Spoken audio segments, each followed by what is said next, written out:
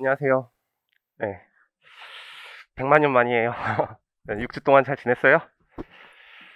별로 뭐 반응도 없고. 자, 오늘부터 이제 고급회계 강의할 텐데 고급회계 시작하니까 간단하게 오리엔테이션 하고 그 다음에 수업 진행할게요. 자, 일단 우리가 이제 처음에 만났을 때 회계원리 배웠죠. 그리고 중급회계 배웠죠. 그럼 회계원리하고 중급회계 배울 때는 그냥 한 개 기업이 재무제표를 어떻게 작성하는지 일반적인 절차를 배웠는데, 고급회계는 중급회계나 회계원리에서 무슨 고급적인 내용, 어려운 내용을 배우는 게 아니라 그냥 학교의 커리큘럼을 만들 때 과목 이름을 바꾼 거예요. 그래서 주제가 다른 거예요. 그래서 우리가 배우는 내용은 고급회계다. 그래서 뭘 배우는 거냐면, 한 개 기업의 일반적인 회계 처리를 배우는 게 아니라 두 개 기업 이상의 특수한 회계 처리를 배우게 됩니다. 그래서 한 개 기업이 다른 기업을 합병했을 때 어떻게 회계 처리하는지, 한 개 기업이 다른 기업의 주식을 뭐 20% 이상, 50% 이상 취득했을 때 회계 처리를 어떻게 하는지, 그리고 한 개 기업이 다른 기업의 주식을 취득했는데 그 기업이 해외에 있는 기업이야. 그럼 재무제표가 달러로 돼 있을 수 있잖아요. 그럼 그것을 어떻게 원화로 환산해서 어떻게 회계 처리하는지, 그리고 특수 주제로 파생 상품 같은 거 하나 배울 거예요. 그래서 그냥 일반적으로 두 개 기업 이상의 특수한 회계 처리를 배운다고 생각하시면 돼요. 그 다음에 일단 우리가 시험을 보는 거니까 일단 제가 온라인으로 요즘에 그 세무사 준비생들이 많이 듣고 있는데, 세무사 준비생들은 1차 준비할 때 고급회계를 거의 공부를 안 하고 시험을 보고, 이 주제는 공인회계사용 회계 처리를 배우는 거니까 여러분들 세무사 준비생들은 이 강의를 들으면 안 됩니다. 혹시 제가 시간이 된다면 세무사 전용으로 찍어드릴 테니까, 이건 이제 공인회계사용 강의예요. 그래서 CPA 1차 시험에 출제가 되는데, CPA 1차 시험에 회계학이라는 과목으로 출제가 되는데 50문제가 출제가 되죠. 그래서 총 50문제 중에서 고급회계 시험 문제 출제 비중은 10문제. 그쵸? 우리 원가회계 지금 되고 있죠. 분량 꽤 되죠. 그거보다는 분량이 작은데 시험 문제의 비중은 똑같죠. 그래서 요거 1차 시험 때 제가 그랬죠. 1차 시험은 좀 안정적으로 합격하려면 50문제 중에서 한 35문제 정도 맞아야 된다고. 그래서 7개 이상 맞으려고 좀 노력을 하셔야 돼. 그리고 시험 비중으로는 30점이죠. 그러니까 우리는 3점이니까 1점당. 그래서 150점 중에 30점의 비중을 차지하고 있다. 1차 시험은 이렇고요. 그 다음에 이제 두 번째, 우리가 솔직히 말씀드리면 이제 50문제 중에서 우리가 시험장에서 실제로 수석이 한 44문제에서 46문제 정도 풀 수 있다 그랬잖아. 내가 들어가도 다 못 풀어요. 시간이 부족하기 때문에. 그러면 고급회계를 약간 못해도, 사실 중급회계를 만약에 진짜 잘하는 사람이 있다면, 그런 사람 없겠지만 사실 고급회계를 안 해도 붙을 수 있다고 생각해. 그거는 제가 공부할 때 얘기야. 여러분들 시험에서는 그렇게 공부하면 안 돼. 왜냐면 중급회계의 난이도가 많이 어렵게 나온다면, 또는 원가회계가 어렵게 나오거나 정부회계가 어렵게 나온다면, 이 시험에서 점수를 못 따면 여러분들이 105점, 그러니까 35개 이상 못 맞을 수가 있어요. 그래서 1차 시험에도 중요한데, 특히 중요한 이유가 뭐냐면, 이 CPA 시험을 볼 때 2차 시험에 고급회계의 비중이 좀 높아요. 그래서 CPA 2차 시험에 우리는 또 150점이죠. 어차피 150점 중에서 90점 이상 맞아야지 이제 부분 합격을 하는 건데, 그 중에서 2차 시험 때 50문제가 출제되거든요. 알겠죠? 그러니까 비중으로 보면, 제가 최근에 2차 책을 탈고를 했거든요. 그러면 문제의 비중으로 보면 중급회계 상하 문제가 훨씬 더 많아. 근데 중급회계 상에서 50점, 중급회계 하에서 50점 나오는데, 고급회계는 비중이 좀 적은데, 또 여러분들이 1차 시험 때 대비를 잘 못하잖아. 이렇게 늦게 배우다 보니까, 회독수가 적다 보니까 CPA 2차 시험을 보는데 좀 중요하다고 생각하시면 되고, 이것도 마찬가지예요. 여러분들이 2차 시험에 안정적으로 합격하려면 91점으로 합격한다는 생각 말고 105점 맞는다는 생각을 해야 돼. 그래서 2차 시험 때 한 35점 이상 맞으려고 노력을 하셔야 되고, 처음 공부할 때는 이렇게는 대비를 못하지. 그렇지만 이제 공부를 하면서 이렇게 대비할 수 있도록 준비를 하시면 돼요. 특히 고급회계는 CPA 2차 시험 때 상당히 중요한 과목이다. 요거 좀 기억하시면 돼요. 대충 비중 말씀드렸고요. 두 번째, 안 해도 되죠? 그냥 이름만 적어드릴게요. 온라인으로 들은 사람들 때문에. 공인회계사 김원종입니다. 여러분들 처음 강의할 때는 10년이었는데 이제 11년 차 강의하고 있습니다. 자, 그 다음에 세 번째, 복수 방법 맨날 똑같은 얘기 하는 거니까 이제 여러분들 지금 되게 많이 지쳐 있을 거라고 생각하고, 제가 속으로 여러분들 지금까지 남아있으라고 응원을 많이 했는데 여러분들이 잘 했을지는 모르겠어. 근데 지금 되게 피곤하죠. 나도 알아. 저도 지금 6주 동안 하루도 못 쉬고 책을 썼거든. 근데 나도 지금 막 죽을라 그래. 그걸 해내느냐 못 해내느냐 그것 때문에 여러분들과 마찬가지로 저도 이제 항상 고민을 하면서 살고 있어요. 예, 그러니까 여러분들 너무 피로하면 안 돼요. 그렇죠? 예, 그러니까 복습할 때 일단 본문 정독하시고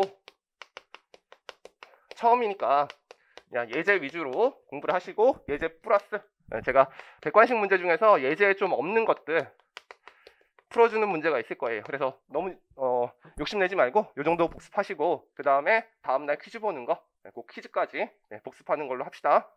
그리고 고급회계는 배운 다음에 바로 또 이제 객관식 개강하잖아요. 일주일 뒤에. 그러면 고급회계 때 그때 또 자세하게 공부하면 되니까 이 정도 너무 욕심내지 말자. 그 다음에 두 번째 예습하고 수업 듣고 복습하잖아요. 우리 예습할 시간 없는 거 알죠? 그러니까 복습 위주로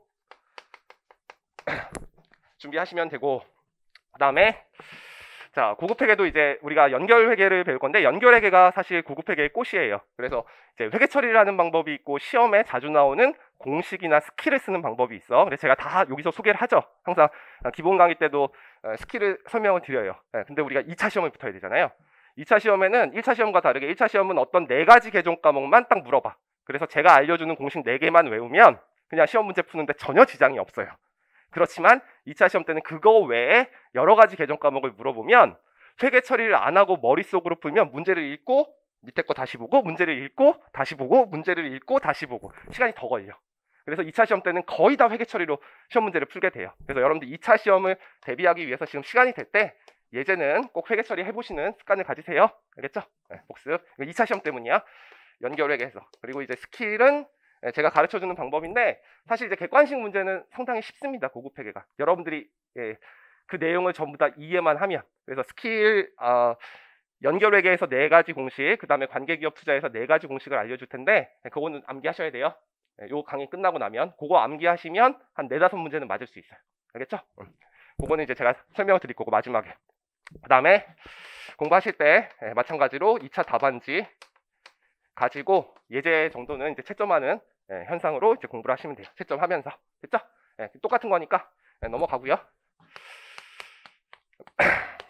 네 번째 이제 교재 소개해 드릴게요. 특별한 건 없고 IFRS 앞에 학원 이름이 붙는다. 해커스 IFRS 고급회계 교재로 강의를 할 거고 제가 쓴 책이고요. 이게 한 8월 달에 작년 8월 달에 제가 출간한 교재고요. 저는 이제 책을 쓸 때 일단 회계 원리부터 책을 쓰지 않았어요. 제일 먼저 쓴 책이 고급회계 책입니다. 왜냐면 시간이 제일 많이 걸릴 것 같아가지고 이제 보시면 알아요. 이게 왜 시간이 많이 걸리는지. 그래서 고급회계 책은 교정도 제일 많이 봤어요. 한 3번 정도 교정을 봤고요. 책을 쓸 때도 한 10번도 더 본 것 같아. 책 한 번 쓸 때. 그래서 이 책은 교수님들이 괜찮은 책이라고 해서 다음 학기에 교수님의 어떤 학교에서도 막 쓰고 괜찮은 책입니다. 이미 출간된 거에 한 반 정도는 이미 다 팔렸어요. 제가 강의도 안 했는데. 자, 어쨌든 그렇고 책 내용은 여러분들 원래 있는 책들과 방법이 똑같아요. 일단 본문 있고요. 포인트 있고요. 예제 있고요. 객관식 문제는 다른 중급회계 책보다 더 많이 넣었어요. 거의 기출문제 다 넣었어요. 그리고 주관식 문제도 단원별로 2차 시험에 출제된 거 2018년도까지 다 넣었어요. 알겠죠? 너무 어려운 거 빼고 진짜 최상위도 난이도 빼고는 다 들어가 있어요. 알겠죠? 네. 근데 지금은 욕심내지 말자. 나중에 혹시나 떨어지면 한번 보자. 자, 어쨌든 그렇고 그 다음에 이제부터 진짜 이제 고급회계에서 이제 뭐를 배우게 될 것인지 학습 주제에 대해서 설명을 드릴게요. 제가 그냥 한 개 기업의 일반적인 회계 처리 배우는 거 아니라 그랬죠? 네, 그래서 이제 2개 기업 이상의 특수한 회계 처리를 배우는데 이제 첫 번째 배우는 주제가 뭐냐면 합병이라는 걸 배울 거예요. 여러분들 세법 배웠으니까 합병이 뭔지 배운 적 있죠? 네, 그거랑 내용은 똑같아요. 네, 회계 처리를 배우는 거고 우리는 A라는 기업이 있고 B라는 기업이 있는데 이 A라는 기업과 B라는 기업이 법적으로 독립된 실체였는데 A라는 기업이 B라는 기업을 인수해서 주주한테 대가를 지급하고 같은 기업으로 합치는 것을 합병이라고 합니다. 알겠죠? 그래서 이 합병의 회계 처리를 첫 번째로 배울 거예요. 그때 이 A라는 기업을 우리가 뭐라고 부를 거냐면 세법에서는 합병법인이라고 불렀고 요 B라는 기업을 합병을 당한 기업이라고 해서 피합병법인이라고 배웠는데 우리 연결에서는 요 A라는 기업을 취득자라고 부를 거고 합병을 취득자라고 부를 거고, 요 B라는 기업을 피취득자라고 부를 거예요. 그래서 요 취득자 입장에서 어떻게 회계 처리하는지 배우는 게 첫 번째 주제. 그다음에 이제 두 번째, 요거는 이제 법률적으로도 독립된 실체인데 법적으로도 한계 기업이 됐고 경제적으로도 한계 기업이 된 거야. 알겠죠? 법과 경제적 실질이 똑같은 회계 처리를 배우는 거야. 근데 이제 두 번째 배우는 것은 연결이라는 걸 배울 건데, 연결은 다른 말로 취득이라고도 합니다. A라는 기업이 B라는 기업의 경영권을 행사하기 위해서, 요거는 한계 기업으로 만들었으니까 경영권 내가 행사할 거 아니야. 근데 주식을 취득하는 거야. 왜냐면 주식회사의 최고 의사결정 기관은 주주총회이기 때문에. 그럼 몇 % 이상 가지고 있으면 이 회사의 지배력을 획득할 수 있죠? 50%에서 한 주 이상, 주식 한 주당 한 개의 의결권이 있으니까. 그래서 50%에서 한 주 이상 갖고 있으면 법적으로는 독립된 실체죠.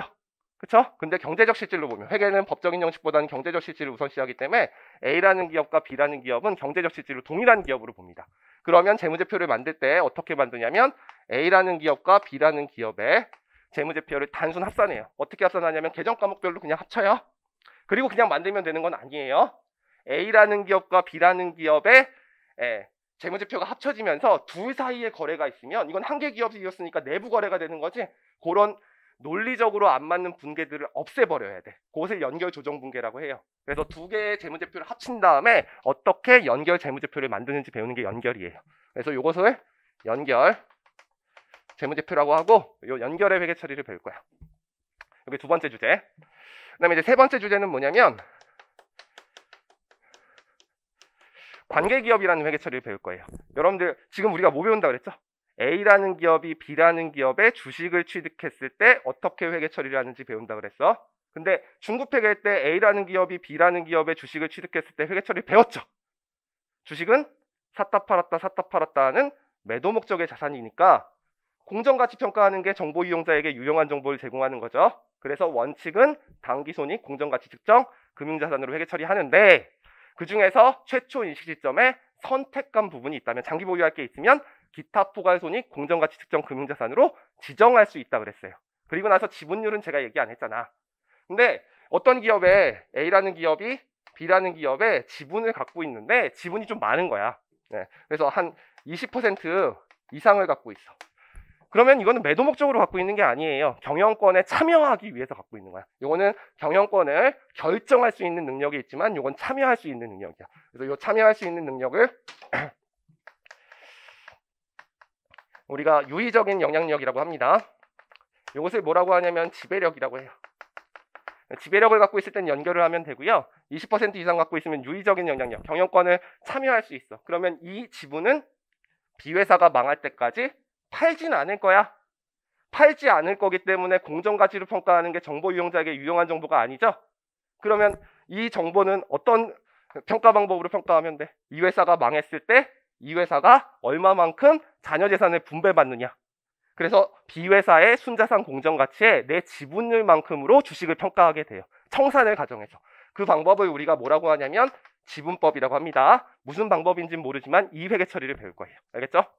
그 다음에 네 번째, 여러분들 요거는 내가 B기업을 지배할 수 있죠. 요거는 유의적인 영향력을 갖고 있어. 근데 이렇게 될 수도 있죠. A라는 기업과 B라는 기업이 한 개 기업의 주식을 50%씩 갖고 있어. 동업할 수 있죠. 그럼 동업의 회계 처리는 어떻게 할 거냐? 그것을 우리가 뭐라고 하냐면 공동 약정이라고 해요. 그래서 A라는 기업과 B라는 기업이 있는데 C라는 기업의 지분을 50대 50으로 갖고 있어. 그럼 내가 혼자 지배하는 건 아니니까 지배력을 갖고 있는 건 아니고, 그 다음에 유의적인 영향력보다는 조금 더 지배력이 강하죠. 그래서 이것을 뭐라고 하냐면 공동 지배력이라고 합니다. 그럼 공동 지배력을 갖고 있을 때 어떻게 회계 처리하느냐? 두 가지 방법이 있었어요. 하나는 요거랑 똑같이 지분법으로 회계 처리하는 방법이 있었고, 이제 연결은 어떻게 하는 거냐면 A라는 기업과 B라는 기업의 자산을 100% 합친 다음에 어떤 조정을 해요. 100%를 합쳐. 근데 요건 50% 갖고 있으니까 자산 부채를 50%만 끌고 오자. 그래서 비례 연결이라는 방법을 두 가지 인정을 했었어. 근데 이 비례 연결이라는 방법이 쉽지는 않은 방법이거든요. 그래서 실무에서 아무도 쓰지 않는 거야. 그래서 2014년도에 개정이 됐어. 그래서 공동약정은 지분법만 사용하도록 바뀌었습니다. 그래서 요 지분법 회계 처리를 어떻게 하는지 배울 거야. 제가 요 공동약정의 지분법 회계 처리는 안 가르쳐 줄 거예요. 요건 이제 말문제만 나오는 단원이야 주로. 왜 그러냐면 30%일 때 회계 처리를 배웠어. 그러면 50%일 때 회계 처리 모르는 건 내 잘못이 아니죠. 공식 쓸 때 30%만 50%로 바꿔서 공부하면 되는 거야. 그래서 회계 처리는 요거 3개만 공부를 하시면 되고, 요거는 이제 응용해서 푸는 거예요. 알겠죠? 요거는 말문제만 나오는 단원이다. 그래서 크게 주식과 관련된 회계 처리, 주식을 취득했을 때 회계 처리는 이렇게 외우시면 돼. 요거 말고 주식과 관련된 회계 처리가 시험 문제 나와. 언제 나오는 거야? 중국회계 때. 언제? 20% 미만 갖고 있을 때. 그때는 당기손익 공정가치 측정 금융자산, 기타 포괄손익 공정가치 측정 금융자산으로 회계 처리해서 문제 풀면 되는 거야. 알겠죠? 그래서 요게 고급회계에서 다룰 내용이다. 그다음에 이제 5번째 이제 뭘 배울 거냐면 환율 변동 효과를 배울 거예요. 전 세계적으로 무역업을 제일 많이 하는 나라 중에 하나가 우리나라죠. 그러다 보니까 외화 거래가 상당히 많이 발생을 해. 근데 우리 재무제표는 원화로 만들어야 되죠. 그렇죠? 그래서 외화 거래가 발생했을 때 재무제표에 어떻게 인식하는지 배우는 것을 이제 배우게 됩니다. 예를 들면 외화 차입금을 차입했어. 그럼 돈을 달러로 빌렸을 거 아니야. 그럼 1월 1일 날 달러로 1000불 빌렸어. 그럼 원화로 환산해야 되니까 그날 환율 곱해서 쓰면 되는 거죠. 근데 이제 12월 30일 날 환율이 변동되죠. 그럼 그 환율 변동 손익을 어떻게 인식하는지 배우는 거야. 그럼 이거는 한 개 기업의 일반적인 회계 처리를 배우는 거네. 그래서 사실 중급 회계에 있어도 되는 내용이야. 알겠죠?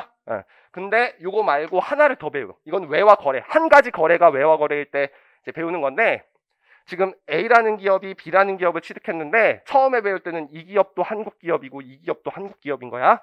취득자, 피취득자가. 그러면 그냥 원래 원화제표, 재무제표씩 합치면 되니까 그냥 합쳐서 풀면 되죠. 근데 요건 한국 기업이고 요건 미국 기업이나 중국 기업이야. 그럼 재무제표를 받을 때 달러로 받거나 위안화로 받겠네요. 그러면 그 재무제표를 환산을 한 다음에 연결 재무제표를 만들어야겠죠. 그래서 연결하기 전에, 관계기업 하기 전에 재무제표 환산하는 거. 그래서 외화 표시, 재무제표를 환산하는 거. 요 두 가지를 환율 변동 효과에서 배웁니다. 됐죠? 그 다음에 6번째.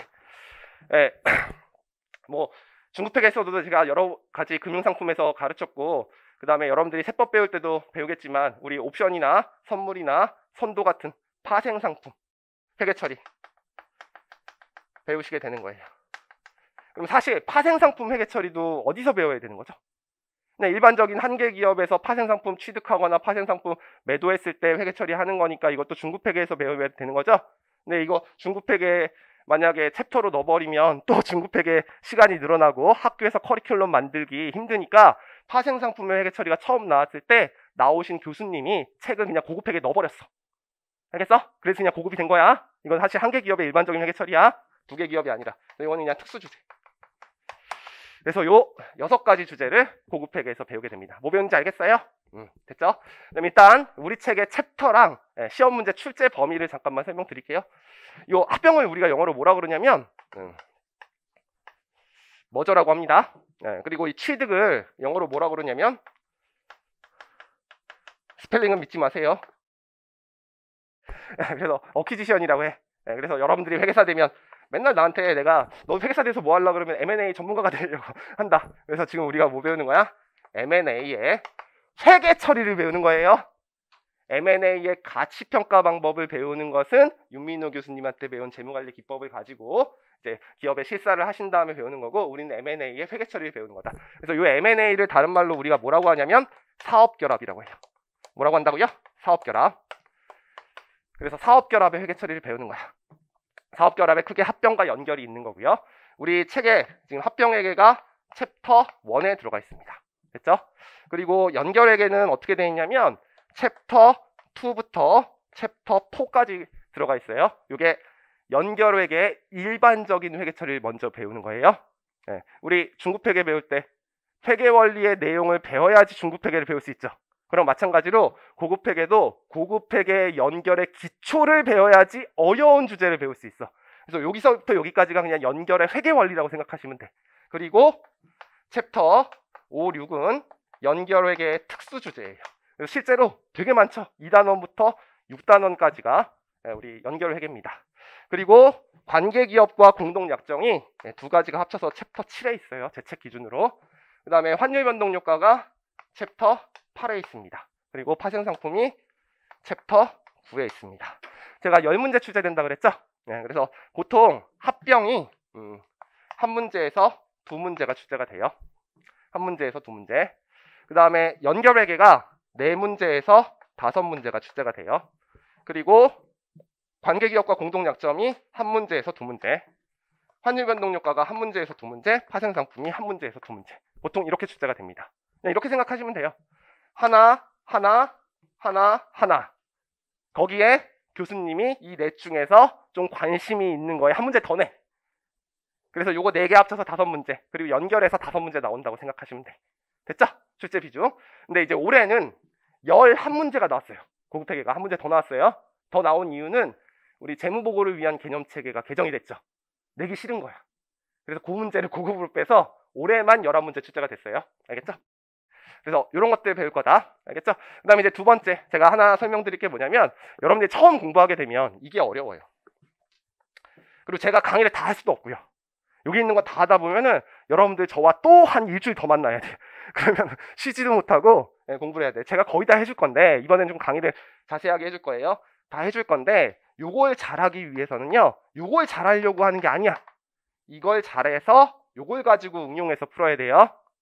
뭔 말인지 알겠죠? 그래서 옛날에는 어떻게 출제가 됐었냐면 고급이 좀 정형화하게 출제가 됐어요. 정형화되게. 중급이 조금 어려웠고. 왜 그러냐면 교수님들은 강의하기 위해서 교수님이 되는 게 아니죠. 좋은 대학 교수님들은 다 논문 쓰기 위해서 하는 거예요. 그래서 어려운 강의들을 하게 되면 수업 준비 시간이 너무 많이 걸리니까 사실은 중급회계 강의는 교수님들이 하고 회계 원리랑 고급회계는 보통 회계사들이나 아니면 시간 강사들한테 그냥 시키고 사실 우리나라에서 고급회계를 강의할 수 있으신 분이 4분밖에 안 됐었어. 최근에. 그래서 고급회계는 강의를 많이 안 하시다 보니까 출제 교수님으로 들어가면 그냥 정형화된 문제를 내시고 그냥 나왔었단 말이야. 그게 2015년도까지야. 근데 2016년도부터는 어떻게 됐었냐면 최근에 이제 교수님이 되시는 분들은 거의 다 회계사 자격증이 있으셔. 거기다가 또 실무 경영도 3, 4년간 있으신 분들이 되게 많아요. 그리고 고급회계 강의도 되게 잘하셔요. 요즘 교수님들은. 그냥 학교에서 강의를 하시면. 그래서 최근에 2차 시험에는요. 다 이게 나와요. 최근에 2차 시험은. 그래서 2016년도부터는 거의 이쪽 주제가 2차 시험에 많이 나오는 편이야. 그러니까 여러분들 공부하실 때 요거를 잘 공부해 놓으셔야지 요게 응용돼서 좀 풀 수 있어. 알겠죠? 그래서 이쪽은 이제 2차 때 좀 중요한 과목이고요. 1차 때 옛날에 그래서 요 문제들은 꼭 한 문제씩만 나왔어요. 그래서 제가 강의를 어떻게 했었냐면 강의는 다 하는데 일단 객관식 강의할 때 올해 어떤 부분의 특수 주제가 나올 것인가를 제가 뽑아서 10개가 있으면 한 7개 뽑아서 강의하면 다 맞았어. 근데 요즘은 여기서 두 문제가 나오네. 알겠죠? 좀 추제가. 그래서 올해 같은 경우에는 중급회계는 다 쉬웠고 딱 두 문제만 어려웠어. 올해는 다 쉬웠어 문제가. 두 문제가 어려웠는데 조금 이쪽에서 나온 적이 있다. 대충 그렇게 생각하시면 돼. 제가 가르치는 걸로 뭐 9문제 정도는 맞을 수 있는 걸로 커버를 해드립니다. 대충 이렇게 하면 오리엔테이션 끝. 여러분들 힘들죠? 나도 힘든데 뭐 여러분들 안 힘들겠어. 칠판 지우니까 그냥 하는 얘기인데 그 인생이 드라마 같지 않죠? 저도 회계사 합격하면 좀 드라마처럼 살 줄 알았는데 그게 아니야. 나 여러분들보다 더 힘들었거든. 6주 동안 책 쓰면서 내 수명이 또 6주 줄었어. 그게 인생이라고. 근데 다른 사람들보다 조금 더 열심히 살려면 멋있게 살려면 그래도 자격증이 있는 게 더 좋을 것 같아요. 그러니까 조금만 참고 이제 3주 남았으니까 마지막으로 좀 기운 냅시다.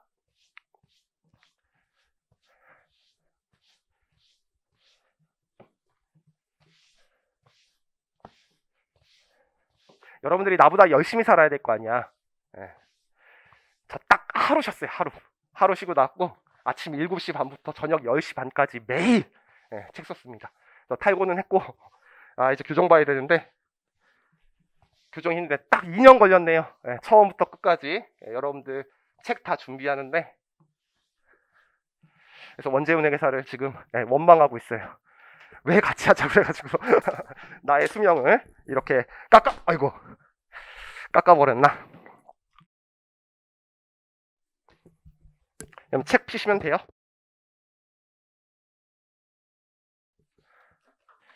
자, 그래서 이제 합병부터 배울 거예요. 알겠죠?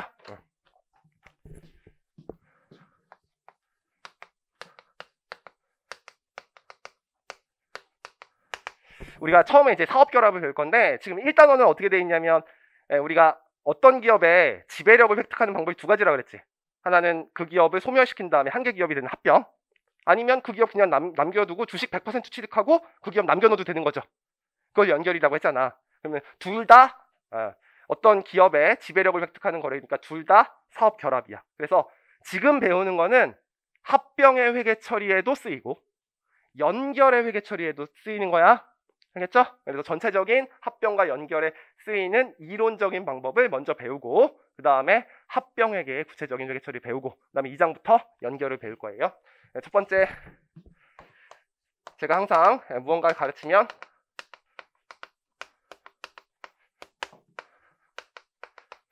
뭐 뜻이 뭔데? 이런 것들 말해주는 사업결합의 일반론이라고 돼 있고, 첫 번째 의의가 나와 있을 거고, 네, 정의부터 나와 있겠죠? 정의가 한 4가지 정도가 나와 있을 거예요. 여기서 쓸게.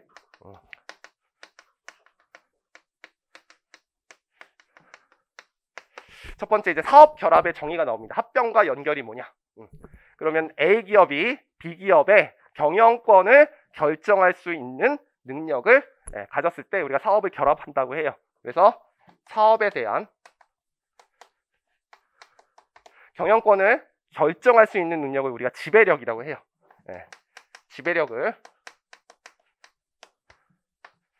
획득하는 거래 또는 사건을 우리가 사업 결합이라고 합니다. 사업에 대한 지배력을 획득하는 거래나 사건, 두 가지 사건이 있죠. 뭐 아니면 뭐예요? 합병 아니면 연결이요. 알겠죠?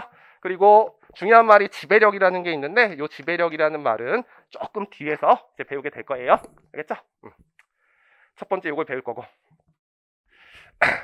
여러분들 경영학 배웠어요?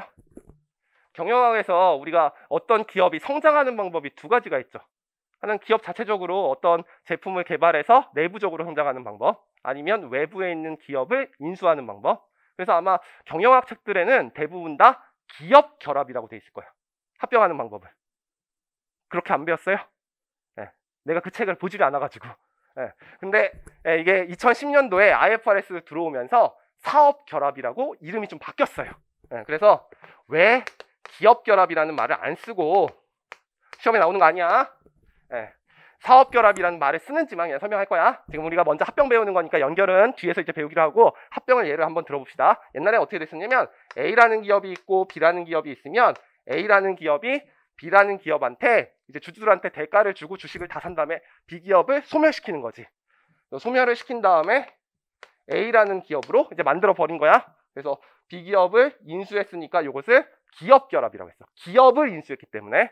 근데 이제 M&A 방법이 많이 발전함에 따라서 인수를 할 때 이렇게 할 수 있는 거야. B 기업이 그냥 한 가지 사업만 하는 기업들은 없죠. 여러 가지 사업을 한단 말이야. 그래서 뭐 무역업도 하고 건설업도 하고 그 다음에 유통업도 하는 회사야. 근데 A 기업은 건설업을 하는 회사야. 그럼 인수를 할 때 B 기업의 건설 사업부만 똑 떼서 우리가 M&A를 할 수도 있겠죠. 그래서 최근에는 A 기업이 B 기업을 인수할 때 B 기업을 분할시키는 거야. 3가지 사업부로. 그런 다음에 B 기업의 건설 사업부만 인수를 하는 거야. 건설 사업부만.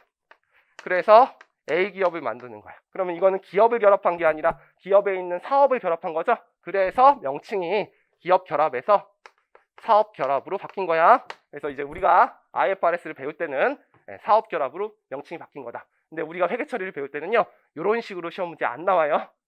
그냥 기업을 인수한 것만 시험 문제 나온다고. 그래서 이제 명칭이 바뀌었다는 것만 기억하면 돼. 그 다음에 두 번째, 책을 보시면 취득자와 피취득자의 정의가 나와 있을 거예요.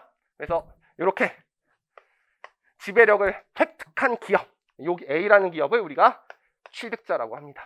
됐죠? 그 다음에 지배력을 획득당한 기업이 아니죠. 이제 사업이라고 명칭이 바뀌었으니까 사업을 우리가 피취득자라고 할 거예요. 됐죠? 그래서 제가 이제 용어를 A 기업은 취득자라고 부를 거고 B 기업은 피취득자라고 부를 겁니다. 우리 실무에서는 이게 합병이니까 A 기업을 합병법인, B 기업을 피합병법인이라고 배울 거야. 알겠죠? 세법에서는 그렇게 용어를 만들고 우리 회계학에서는 취득자, 피취득자라고 부를 거다. 조금 이따가 이거는 이제 밑줄만 쳐줄 거고, 그러면 이제 우리가 사업을 결합하는 거니까 사업이 뭔지 알아야지 이제 회계 처리를 할 거 아니야. 사업 결합을 쓸 것인가 아니면 다른 중급회계에서 배운 기준서를 쓸 것인가. 이게 무슨 말이냐면 여러분들이 이제 회계사가 돼서 돈을 되게 많이 벌었어. 그래서 어떤 기업인데 임대 사업을 하기 위해서 강남에 있는 건물과 토지를 인수를 하는 거야. 그래서 400억을 주고 강남에 있는 토지하고 건물을 샀어. 그러면 이것을 사업 결합으로 회계 처리해야 될까요? 유형자산의 취득으로 회계 처리해야 될까요? 그걸 지금 배우는 거야. 그래서 사업 결합을 쓸 것인가 아니면 중급회계에서 배운 두 개를 한꺼번에 취득하는 일괄 취득으로 볼 것인가. 그러면 그게 A라는 기업과 B기업의 유형자산을 그냥 개별적으로 취득하는 거래라면 유형자산으로 회계 처리하는 건데, 사업의 정의에 충족하는 무언가를 취득하는 거면 지금 배우는 합병으로 회계 처리를 해야 된단 말이야. 그래서 여러분들이 사업의 정의를 좀 알아야 돼요. 사업의 정의. 여러분들 저 사업소득자거든요. 사업소득 왜 하는 거죠? 돈 벌기 위해서. 그래서 사업의 정의는 돈 벌기 위한 활동을 말합니다. 알겠죠? 돈 벌기 위한 활동. 어려운 말로 수익을 창출하기 위한 활동과 자산의 집합을 사업이라고 합니다. 옛날에 집합체라고 했는데 또 기준서의 용어가 바뀌었네. 그냥 돈 벌기 위한 활동이라고 생각하시면 돼. 돈 벌기 위한 활동. 이거 중요한 게 아니라, 그래서 수익을 창출하기 위한 활동과 자산의 집합이 있으면 그걸 인수하게 되면 우리가 사업 결합으로 회계 처리하는 거야. 사업을 하기 위해서 시험 문제에 여태까지 출제되는 건 요게 이제 말문제로 출제가 됐었어요. 사업에 3요소가 있다는 거지. 사업을 구별할 때.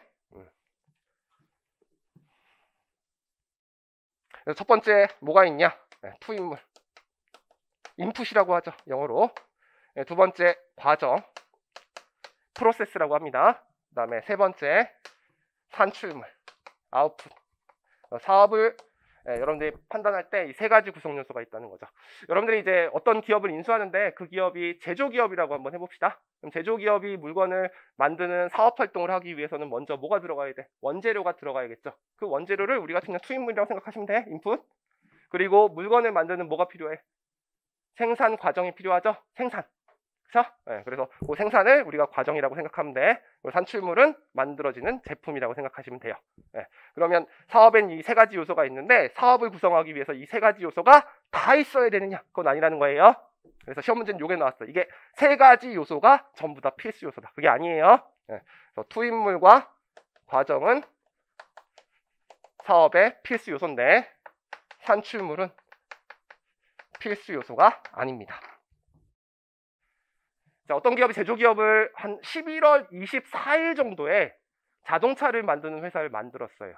그럼 한 달 만에 자동차를 다 완성할 수 없죠. 그러면 12월 30일 날은 타이어 같은 원재료랑 타이어 좀 낀 제공품만 있겠네? 그럼 여기까지만 있어. 아직 제품이 하나도 안 나왔어. 그래도 사업하는 거야? 사업 안 하는 거야? 사업하는 거지. 그렇죠? 저는 돈 벌기 위해서 지금 강의를 하고 있죠. 수강생이 아무도 없어도 나는 사업 활동을 하고 있는 거죠. 그래서 산출물은 필수 요소가 아닙니다. 알겠죠? 투입물과 과정만 필수 요소예요.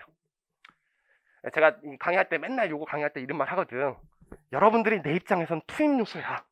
그리고 내 강의가 과정이란 말이야. 여러분 합격해야지 산출물이 나오는 거야. 퍼센트 좀 높게 보자. 알겠죠? 어쨌든 투입물과 과정은 필수 요소고요. 산출물은 필수 요소가 아닙니다. 됐죠? 요거는 시험 문제 나왔어요. 산출물은 사업을 정의하는데 반드시 필요한 요소이다. 틀린 문장으로 나왔어. 그래서 우리가 요걸 기억하시면 돼요. 그 다음에 이제 두 번째 또 시험 문제 최근에 나왔던 거 작년인가 나왔었어요. 뭘 구별해야 되는 거냐면 지금 어떤 기업을 인수하게 되면 뭘 사는 거야? 그 기업의 자산을 다 사는 거지. 부채도 다 인수하는 거지. 그럼 거기 안에 유형자산이 들어가 있을 거 아니야. 여러 자산을 구입했을 때 사업 결합으로 회계 처리할 건지 아니면 유형자산의 취득으로 회계 처리할 건지 그걸 구별할 수 있어야 돼요. 그래서 우리가 이제 여러 자산을 구입하는 경우가 생겨요. 그러니까 예를 들면 A라는 토지, B라는 건물, C라는 기계장치 이런 것들을 구입하게 돼. 그럼 이것을 사업결합으로 회계 처리할 것인가 아니면 중급회계에서 배운 걸로 회계 처리를 할 것인가 그걸 배워야 되는데 우리가 사업을 하려고 하면 우리가 토지하고 건물을 취득했을 때 그걸 가지고 그냥 갖고 있다. 기업이. 내 종업원들을 거기서 일하게 하기 위해서 그걸 샀다. 그럼 그냥 유형자산을 취득한 거죠. 근데 내가 새로운 임대업을 하기 위해서 그 유형자산을 취득했어. 그럼 400억에 살 수 있어요? 그 400억보다 약간 돈을 더 줘야 돼. 약간 돈을 더 줘야지. 프리미엄이라고 하죠. 회계학에서는 뭐라고 불러요? 영업권. 그럼 영업권이 있으면 그 사업에 프리미엄을 더 주고 산 거죠. 그래서 만약에 if 영업권이 있다면, 그러니까 토지하고 건물의 가치가 각각 10억이야. 그래서 20억에 사야 되는데 내가 25억에 샀어. 그럼 영업권이 5억만큼 있다는 거지? 그러면 임대업이라는 사업을 산 거야. 그래서 그때는 여러분들이 이제 앞으로 배울 사업결합으로 회계 처리를 해야 돼요. 근데 10억인데 그냥 20억에 산 거야. 그러면 if 영업권이 존재하지 않아요. 그럼 영업권이 존재하지 않으면 자산부채를 그냥 산 거죠. 그렇죠? 근데 토지하고 건물을 두 개 같이 샀다 그랬잖아. 그럼 이제 중급회계의 내용이 나오는 거야. 이제 표정들이 내 눈을 피하게 되죠. 6주 동안 지금 다 까먹었으니까 유형자산에서 배운 건데 토지하고 건물을 한꺼번에 산 거 우리가 뭐라 그래? 일괄 구입이라고 하죠. 그래서 그때는 일괄 구입으로 회계 처리해야 됩니다. 자, 그러면 일괄 구입에 뭘 구해야 돼요? 취득 원가를 구해야 되지. 그럼 취득 원가 구할 때 어떻게 구한다 그랬어? 10억짜리인데 그냥 20억에 취득했으면 10억 쓰겠지만 10억짜리인데 18억에 취득할 수도 있죠. 그러면 9억으로 나눠야 될 거 아니야. 무슨 비중으로 배분한다 그랬어? 상대적 공정가치. 요건 지금 고급회계 배우는 거 아니거든요. 그래서 상대적 공정가치 기준으로 배분해서 풀면 됩니다. 자, 근데 우리 영업권이 없다 그래서 무조건 사업결합이 아닌 건 아니죠. 아니, 어떤 기업은 프리미엄 없는 기업 그냥 인수할 수도 있는 거 아니야. 그러니까 요거 사업결합으로 회계 처리할 때도 있어. 알겠죠? 영업권이. 근데 영업권이 없는 경우는 거의 없죠. 그래서 이게 시험 문제 나오는 게 아니라 우리 기준은 이렇게 돼 있어. 뭐라고 돼 있냐면 if, 이게 제일 중요한 말이야. if 영업권이 존재하는 경우는 어떤 자산부채를 여러 자산을 취득했을 때 사업으로 간주한다. 요 말만 알면 돼요.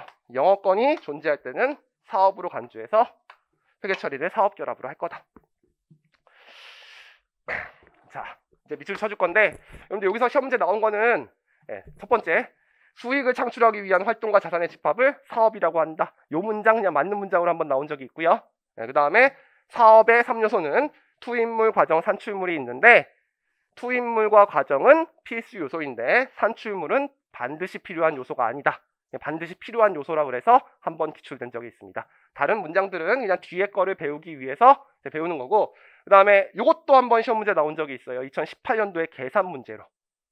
어떻게 나온 거냐면 어떤 기업에 자산을 취득했는데 문제 양가로 1번이라고 해서 영업권이 존재하는 사업결합일 때 영업권과 자산부채의 금액을 구하여라. 그렇게 나오면 이제 배운 대로 풀면 되고, 그 다음에 영업권이 존재하지 않는 일괄구입이라고 한다. 그럼 영업권은 빵이 되는 거고 상대적 공정가치로 토지 건물 배분해서 푸는 문제가 계산 문제로 나온 적이 있습니다. 그건 나중에 이제 객관식 시간에 배울 거야. 그 정도 기억하시면 돼. 자, 밑줄을 좀 쳐줄게요. 여러분들 그 말 문제가 우리 두 문제가 나온다 그랬죠. 고급회계에서는. 내가 얘기 안 했나? 한 두 문제 정도 나와. 그때 제가 출제위원이라면 사업결합에서 무조건 한 문제가 나와요. 알겠죠? 제가 출제위원이라면. 그래서 제가 지금 오늘 배울 내용은 거의 말 문제, 한 문제 배우는 거야. 자, 일단 이 페이지 보시면요. 사업결합의 의의라고 돼 있어. 막 좋은 문장들 나와 있어요. 기업이 성장하는 방법은 내부 성장할 수 있고 외부 성장할 수 있다. 그중에서 우리 회계 처리는 이제 외부 성장하는 방법을 배우는 거야. 어떤 기업을 인수했을 때. 그래서 사업결합하는 방법이 합병과 취득이라는 게 있다. 그래서 굵은 글씨가 있죠? 합병, 취득. 그냥 나중에 읽어보시면 돼요. 뒤에 또 있어. 그때 설명할 거야. 그러니까 뭐 중요한 거 아니고. 양가로 1번 사업결합의 정리. 이건 중요해요. 사업결합은 취득자가 하나 이상의 사업에 대한 지배력을 획득하는 거래나 그 밖의 사건을 말한다. 가장 중요한 말은 그 기업의 영업정책과 재무정책을 결정할 수 있는 능력을 취득하는 거래를 말합니다. 그거를 지배력이라고 해. 영업정책과 재무정책을 결정할 수 있는 능력. 근데 그 지배력에 대해서는 이제 뒤에서 배울 거예요. 어떻게 판단하는지. 우리 방법이 몇 가지가 있다고? 지배력을 획득할 때? 두 가지. 합병과 연결, 취득. 됐지? 그때 취득자와 피취득자의 정의가 나와 있어요. 뭐 이런 거 시험 문제 나오진 않겠지만 여러분들 이제 문제를 읽어야 되니까. 취득자는 피취득자에 대한 지배력을 획득한 기업. 그래서 요 A 기업을 말하는 거죠. 그렇죠? 인수하는 기업. 그 다음에 피취득자는 취득자가 사업결합으로 지배력을 획득한 대상 사업이나 사업이라고 하죠. 지배력을 획득당한 기업이죠. 결론적으로 말하면 획득당한 기업. 그래서 B기업을 피취득자라고 한다. 중요한 거 아니고 그냥 강의를 하기 위해서 여러분들이 A라는 기업과 B라는 기업을 이제 생각을 하셔야 되니까. 여러분들 우리 책은 다 이렇게 되어 있습니다. 제 예제는 A기업이 무조건 취득자고요. B기업이 무조건 피취득자로 제가 예제를 만들었어요. 여러분들 시험에서는 2차 시험 때는 거의 취득자는요 대한, 그 다음에 피취득자는 민국으로 나오는 게 일반적이야. 알겠죠? 대한민국. 자, 그 다음에 사업의 정리야. 자, 사업은 투자자나 그 밖의 소유주, 조합원이나 참여자에게 배당, 원가 절감, 그 밖의 경제적 효익의 형태로 수익을 직접 제공할 목적으로 수행되고 관리될 수 있는 활동과 자산에 통합된 집합을 말한다라고 돼 있죠. 원래 집합체였는데 또 기준이 개정됐네. 그냥 한번 읽어보면 되는 거죠. 그냥 쉽게 생각하면 돈 벌기 위한 활동과 자산의 집합을 말합니다. 사업이라는 거. 자, 그때 사업의 3요소가 나와 있죠. 사업은 투입물, 동그라미 쳐놓고 그 투입물을 적용하여 산출물, 그리고 창출할 수 있는 과정, 생산 과정. 세 가지로 구성되어 있다. 이것을 사업의 세 가지 요소라고 말한다. 다 설명한 거고, 그 바로 뒤에 있는 문장이 유일하게 출제된 문장이야. 지금까지 배운 것 중에서. 산출물은 사업의 정의를 충족하기 위한 통합된 집합에 반드시 필요한 요소는 아니다. 설명했죠? 제공품만 있을 때도 사업을 하는 거야. 좀 늦게 개업을 했을 때. 됐죠? 이거 반드시 필요한 요소라고 해서 출제된 적이 있어요. 하나 넘겨볼게요. 나머지는 그냥 읽어보시면 되고, 4페이지. 4페이지의 첫 번째 줄. 중요한 문장입니다. 특별한 반증이 없다면 영업권이 존재하는 자산과 활동의 특정 집합은 사업으로 간주한다. 이거 설명한 거죠? 영업권이 존재하면 사업으로 판단한다. 물론 영업권이 없을 때도 여러분들이 프리미엄 안 주고 사업을 하는 것을 샀으면 사업 결합으로 회계 처리하는 게 됐는데 둘 중에 하나니까 이게 있다면 반드시 사업으로 간주하는 거죠. 그래서 프리미엄이 있으면 사업 결합으로 회계 처리해야 돼. 근데 영업권이 반드시 필요한 것은 아니다. 그게 요 말이죠. 영업권이 없을 때도 사업 결합 될 수 있다. 그때 사업을 구성하지 않는 자산이나 자산 집단의 취득의 경우. 그건 무슨 말이야? 그냥 토지하고 건물 일괄 구입했다는 거지? 그러면 일괄 구입으로 간주하여 매수일의 상대적 공정가치에 기초해서 각각 식별할 수 있는 자산과 부채에 배부한다. 요거는 중급회계 때 배운 거죠. 그쵸? 자, 그 다음에 4번 볼게요. 지배력.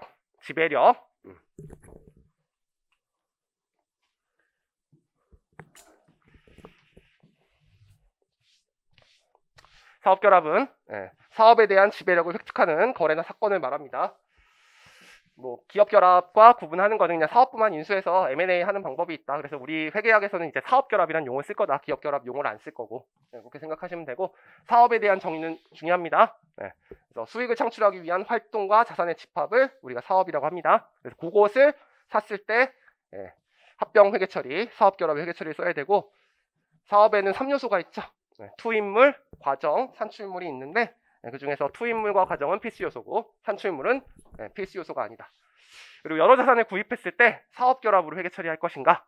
우리 시험 문제는 결론만 나오는 거야. 기준서에 있는 문장만. 그래서 영업권이 존재하면 사업으로 간주를 하셔야 돼.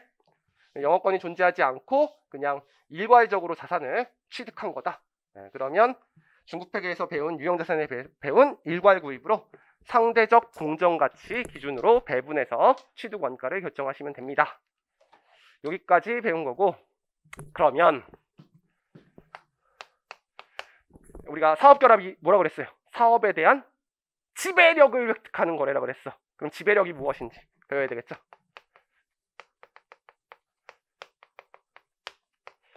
지배력의 정의. 이거 중요합니다, 사실은. 지배력이라는 것은 이제 뜻이 뭐냐면 그 회사의 영업 정책이나 재무 정책을 결정할 수 있는 능력이야. 그럼 결정을 하려면 어떻게 된다? 주식회사의 최고 의사결정 기관은 주주총회이기 때문에 주식을 50%에서 한 주 이상 가지고 있으면 되죠. 그것을 우리 기준서에서는 뭐라고 하고 있냐면 과반수라고 합니다. 50%에서 한 주 이상. 여러분들 공대생들이나 문과생들이 의외로 국어를 되게 못하더라고. 50% 이상이에요? 50% 추가예요? 과반수가. 초과야 이상이야. 초과지 초과. 아까 50%면 동업의 회계 처리가 될 수 있다고 그랬잖아.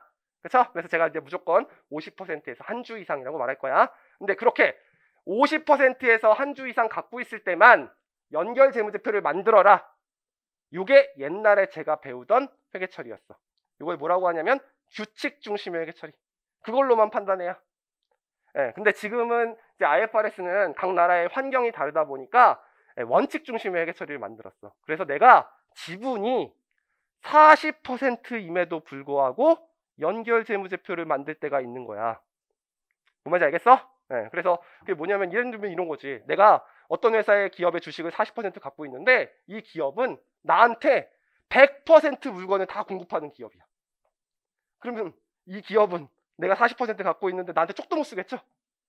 뭔지 알겠지? 그럼 사실 판단을 해보면 그 기업의 지분을 내가 갖고 있는, 내가 영업정책을 취득한 거랑 똑같아. 그래서 그냥 40%로 연결하는 경우가 있어. 알겠죠? 그래서 그런 것들을 판단하기 위해서 그럼 그거를 어떻게 실무적으로 판단할 건데, 옛날에는 지분율 기준만 판단했는데 2012년도에 개정된 거야 이거. 그래서 이제 사실 판단을 하기 위해서 지배력을 판단하는 기준이 상당히 어려워졌습니다. 그래서 지배력을 판단하는 기준이 세 가지가 있어요. 3요소, 지배력 판단 기준의 3요소. 첫 번째, 뭐를 갖고 있어야 되냐? 힘이 있어야 된답니다. 힘. 그래서 이 힘은 그냥 여러분들이 배우는 의결권이라고 생각하시면 돼요. 그 기업의 지배력을 획득하기 위해서는 의결권의 50% 이상 갖고 있으면 되니까 이거는 의결권으로 판단하는 거랑 거의 유사해요. 그다음에 이제 두 번째, 이익. 우리가 어떤 기업에 주식을 취득하는 이유는 뭐예요? 그 주식을 취득해서 나중에 그 기업이 돈을 벌면 그걸 가지고 배당을 받기 위해서. 그럼 B기업의 이익은 결국 A기업의 배당으로 들어오는 거네. 그쵸? 그리고 내가 B기업의 지분을 갖고 있으니까 A기업과 B기업이 거래를 한다고 하면 A기업에 유리한 또는 B기업에 유리한 회계 처리를 할 수 있죠. 결정할 수 있죠. 단가를 만약에 A기업이 취득하는데 낮게 취득하면 A기업의 이익이 증가될 거고, 단가를 높게 취득하면 B기업의 이익이 증가될 거 아니야. 그쵸? 그래서 이 이익이라는 것은 지배력을 획득할 때 그 이익을 가져올 수 있는 능력이야. 근데 이거는 지분율이 높을수록 내가 단가를 결정할 수 있는 게 더 많겠죠? 그래서 이익도 거의 지분율과 똑같아요. 알겠죠? 그래서 이거는 그냥 과반수라고 생각하시면 되고, 의결권 과반수. 이 이익은 특별한 경우 한 가지야. 그러니까 내가 아까 말씀드렸지만 삼성전자는 다양한 부품 업체들한테 물건을 공급받아야 되기 때문에 이제 거래처들이 되게 힘들면 거래처들한테 추가 출자를 해주거나 그런 경우가 되게 많아요. 하청업체들이 되게 많아. 그래서 하청업체의 지분은 40% 갖고 있어, 삼성전자가. 근데 그게 그냥 외부로 거의 다 파는 거야. 그러면 연결 안 해도 되는 거야.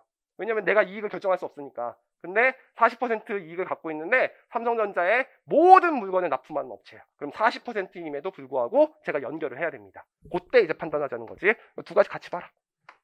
그래서 힘과 이익과의 연관. 요 세 가지를 우리 지배력의 3요소라고 합니다. 됐죠? 요걸로 판단하면 안 돼요. 왜냐면 요거 말고 내용들이 더 많아. 근데 우리 사업결합 기준서가 있는데요. 사업결합 기준서에 지배력을 판단하는 기준을 만들어 놓지 않고 이걸 토스했어. 어디로 토스했냐면 연결재무제표 작성과 표시라는 기준서로 토스했어. 지배력은 거기서 판단해라. 그래서 저 요거 챕터 2에서 다시 할 거예요. 알겠죠? 그래서 지금은 그냥 이렇게 생각하시면 돼요. 우리 어차피 이건 말문제 나오는 거고 계산 문제는 거의 대부분 다 50% 이상 60% 취득했을 때 아니면 합병했을 때만 나오니까, 그냥 합병은 100%잖아. 100% 취득하고 찢어버리는 거잖아. 그래서 지금은 그냥 힘, 이익과의 연관만 알아두시고 요거에 대해서 자세한 얘기는 내일이나 모레 하게 될 거야. 알겠죠? 요건 지금 외워두시면 좋아요. 3개 용어. 요 2차 시험에 한번 나왔었거든. 지배력의 3요소를 써라.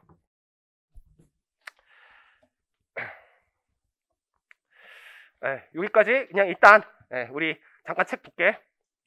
자, 4번 지배력의 정의 4페이지에 나와있죠. 사업결합의 회계처리를 적용하려면 하나 이상의 사업에 대한 지배력을 획득해야 된다.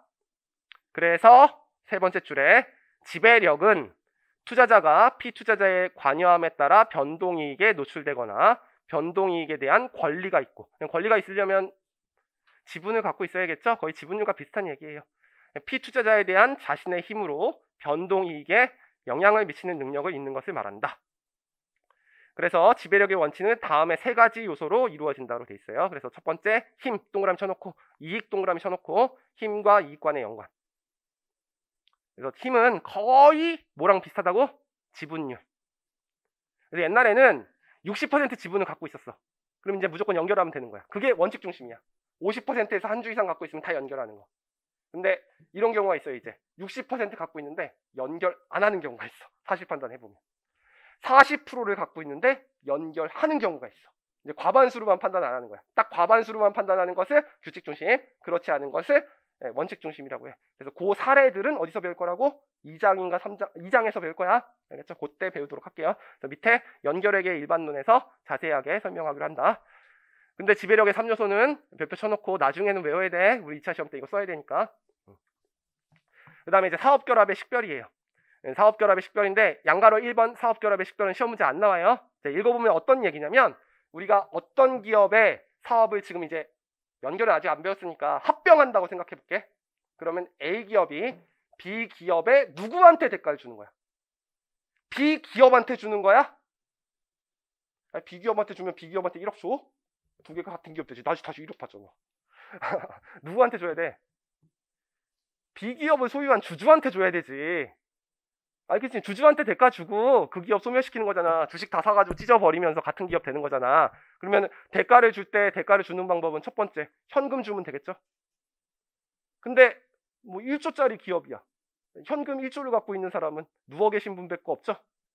그쵸? 네, 그럼 이제 외상으로 할 수 있겠네? 외상으로도 살 수 있는 거야.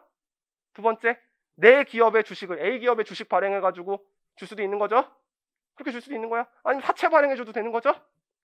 그렇죠? 아니면 내가 갖고 있는 유형자산 토지 1억짜리 아니 1조짜리 주면 되는 거죠. 그런 방법으로 인수할 수 있습니다. 그 5가지 방법이 나와 있는 거야. 현금 준다. 아니면 외상으로 한다. 아니면 주식 발행해 준다. 알겠죠? 그다음에 아니면 1, 2, 3번 중에 2가지 준다. 반은 주식으로 주고 반은 현금으로 준다. 됐죠?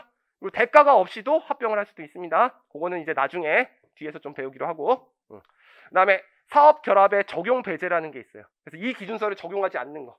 옛날에 뭐 이런 것까지 시험 문제 안 나오는데 여기 한번 나와가지고 2번은 한번 봐야 돼.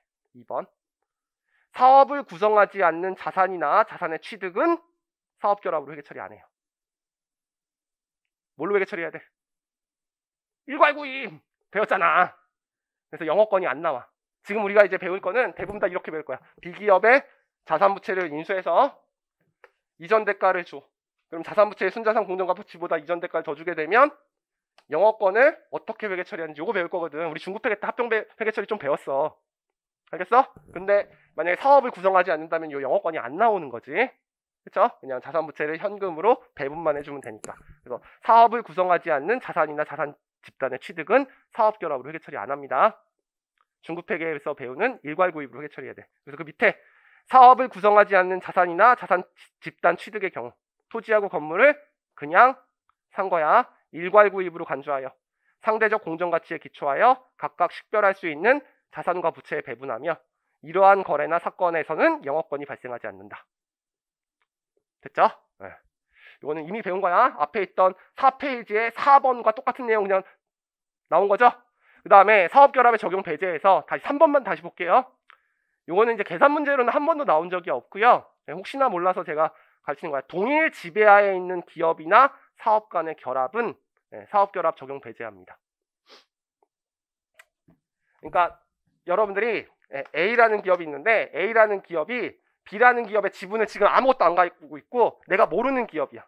그래서 두 가지 기업 중에서 B 기업을 없애고 A기업을 만들었어. 그럼 그냥 지금부터 이제 배우의 사업결합으로 회계 처리하면 돼. 그래서 B기업을 샀다고 생각하는 거야. 그냥 자산을 시장에 있는 공정가치로 샀다고 생각하는 거야. 그래서 B기업에 갖고 있는 재무제표를 실사해서 다 공정가치로 평가해. 그래서 공정가치를 자산에다 쓰고, 부채 다 공정가치 평가해서 부채로 공정가치로 각각 회계 처리하고, 내가 줄 돈 공정가치로 회계 처리해서 요게 50원이고 요게 100원이면 곧 대차 차액을 영업권 50원으로 회계 처리하는 거야.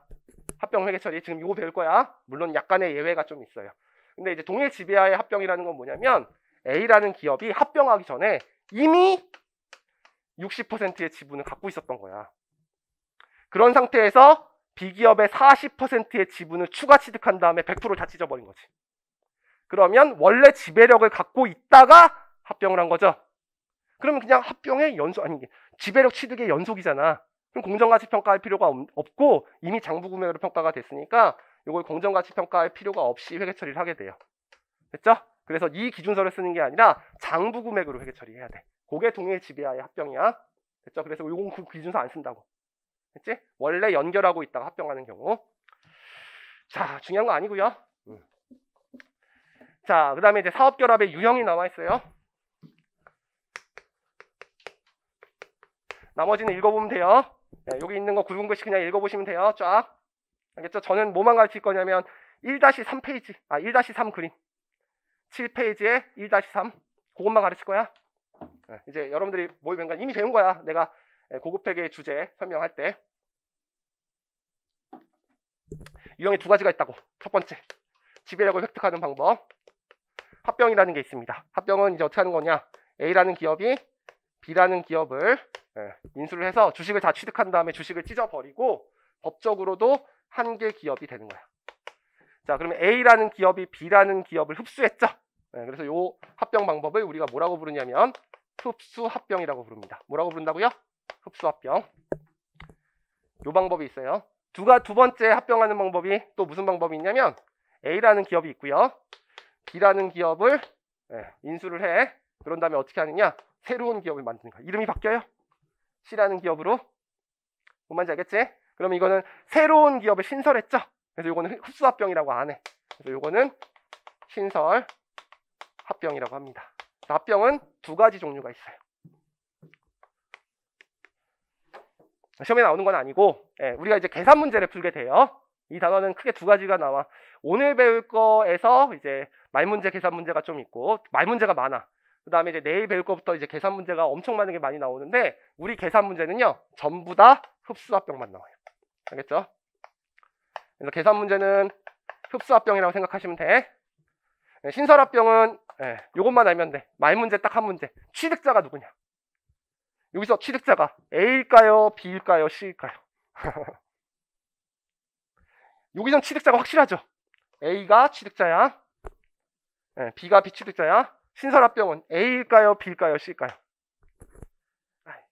여태까지 내 강의 들었으면 다 알잖아. 내가 질문하면 답이 없다. A가 될 때도 있고 B가 될 때도 있고 C가 될 때도 있다. 2교시 때 공개할게요. 그것만 아시면 된다고. 알겠죠? 신설합병에서. 그래서 우리 계산 문제는 다 흡수합병을 가정하고 문제를 풀 거다. 두 번째, 연결이 있죠. 그냥 우리 단원 이름이 연결이기 때문에 제가 연결이라고 부를 거고 우리 기준서에서는 취득이라고 되어 있어요. 주식을 취득할 때. A라는 기업이 B라는 기업의 지분 과반수 50%에서 한 주 이상 갖고 있으면 실질적으로 B회사의 사장을 내가 임명할 수 있죠. 경영권을 내가 행사할 수 있는 거야. 이걸 지배력이라고 했죠. B회사의 영업정책과 재무정책을 결정할 수 있는 능력이야. 나중에 이게 20%가 되면 참여할 수 있는 능력이다 해서 유의적인 영향력이라고 해서 그거는 관계기업 투자에서 배울 거야. 그러면 법적으로는 독립된 실체지만 경제적 실질로 보면 이 기업은 같은 기업이라는 거야. 알겠죠? 그래서 재무제표를 만들 때 옛날에는 어떻게 했다고? A라는 재무제표, 법적으로 독립된 재무제표니까 개별 재무제표 따로 만들었고 B라는 기업 개별 재무제표 따로 만들어서 그게 주재무제표라고 했었어. 그리고 연결 재무제표는 두 회사의 재무제표를 계정 과목별로 단순 합산한 다음에 공시를 보조 재무제표로 만들었어. 근데 IFRS가 도입된 다음에 연결 재무제표가 주재무제표가 됐다 그랬지? 그래서 연결 재무제표를 만들어야 돼. 그래서 A라는 기업과 B라는 기업의 재무제표를 일단 계정 과목별로 단순 합산합니다. 근데 단순 합산하고 나면 논리적으로 안 맞는 것들이 생겨. 그럼 그것만 없애주는 분개를 해주면 돼. 예를 들면 A라는 기업이 B라는 기업에 돈을 빌려줬어. 그럼 얘가 대여금 잡았겠네? 얘가 차입금 잡았겠네? 그게 100원이야. 두 개의 계정 과목을 다순 합산하면 대여금 100원과 차입금 100원이 두 회사 재무제표에 들어가 있겠지? 그럼 뭐야? 내가 나한테 돈을 빌려준 다음에 자산가 부채를 잡았지? 없애버리면 되잖아. 그래서 차입금 100원 차변에 쓰고 대여금 100원 차변에 써서 그것만 요 재무제표에다가 추가로 반영해서 제거해주면 돼. 그래서 그 연결 재무제표 제거 분계, 연결 조정 분계를 2장부터 배우는 거야. 알겠죠? 그래서 요거 두 개를 배울 거다. 그래서 요거를 머저라고 했고 요걸 어퀴지션이라고 해서 M&A의 회계 처리를 배우는 게 지금 배울 거다. 됐죠? 근데 우리는 지금 이제 1장에서는 주로 요걸 배울 거고 우리 기준서가 요거 두 개를 합친 것을 사업결합 기준서라고 하기 때문에 여기서 배운 게 여기서도 쓰이지만 나중에 2장부터 여기서 A 회사가 회계 처리할 때도 쓰인다 이거야. 알겠지? 그래서 지금 그거 공통적인 걸 배우고 있다. 그렇게 생각하시면 돼요. 그래서 그냥 그림만 이해하시면 돼. 됐죠? 네, 그래서 우리는 흡수합병 위주로 공부를 하게 될 거다. 그 다음에 네 번째, 사업결합을 회계 처리하는 방법이요. 네, 이론적으로 두 가지가 있습니다. 이론적인 방법이야. 하나는 취득법이라는 게 있고요. 두 번째는 지분통합법이라는 게 있어요. 자, 이런 거죠. A라는 기업이 B라는 기업을 인수해서 A라는 기업이 됐다고 하자. 그럼 누가 회계 처리해야 돼요? 소멸되는 기업이 무슨 회계 처리를 해요? A라는 기업이 회계 처리하는 거지. 그럼 내가 원래 갖고 있던 재무제표에다가 어떤 분계를 추가하면 되겠네. 추가할 때 B라는 기업에 대가를 준 다음에 뭘 사는 거야? B라는 기업의 자산부채를 다 사는 거지. 100%니까.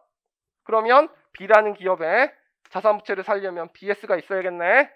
그럼 BS에 자산이 100원만큼 있었어. 그리고 부채가 100원만큼 있었어. 자, 그러면 이 100원이라는 기업은 측정을 어떻게 해야 되죠? 네 가지 방법으로 해야 되죠. 어떤 거는 역사적 원가, 어떤 거는 현행 원가, 어떤 것은 현재 가치, 어떤 것은 사용 가치로 돼 있을 거예요. 맞죠? 자, 그러면 이 금액은 공정가치예요, 공정가치가 아니야? 공정가치가 아니지. 공정가치를 평가하는 것은 매도 목적인 주식이나 채권만 공정가치를 평가가 돼 있을 거 아니야. 예, 아니면 재평가 모형을 선택한 유형자산이나. 근데 거의 선택 안 한다 그랬잖아. 이건 장부금액이야. 장부금액. 아, 이거 50원이라고 할게. 그쵸? 그러면 이걸 사면 A기업이 회계 처리를 자산 100원, 부채 50원 이렇게 하면 돼요, 안 돼요? 안 되죠. 왜냐면 우리 토지 같은 거는 뭐 20년 전에 산 게 있을 텐데 20년 전에 여기 1억이라고 찍혀 있어서 원가 모형 쓰고 있으면 1억이라고 돼 있잖아. 지금 1억짜리 토지 아마 내 생각에 한 100억 원 돼 있을 텐데. 그러면 파는 사람이 이걸 1억에 팔면 다 살려고 하지. 그쵸? 네, 그러니까 이걸 공정가치로 바꿔줘야 된단 말이야. 그래서 이 공정가치를 측정하는 방법을 우리가 뭐라는 거야? 실사라고 하는 거야.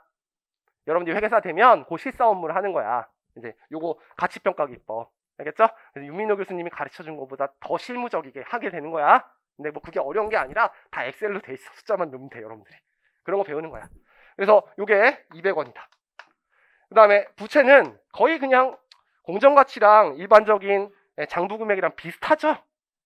에이, 여러분들 다 프리미엄, 신용유형 프리미엄을 추가된 가산율로 돈을 빌려주잖아. 거의 비슷해. 공정가치 평가하면 차이 별로 안 나. 네, 그래서 이거 50원이다. 그러면 실제로 회계 처리할 때는 이거 공정가치로 가져와야 되죠.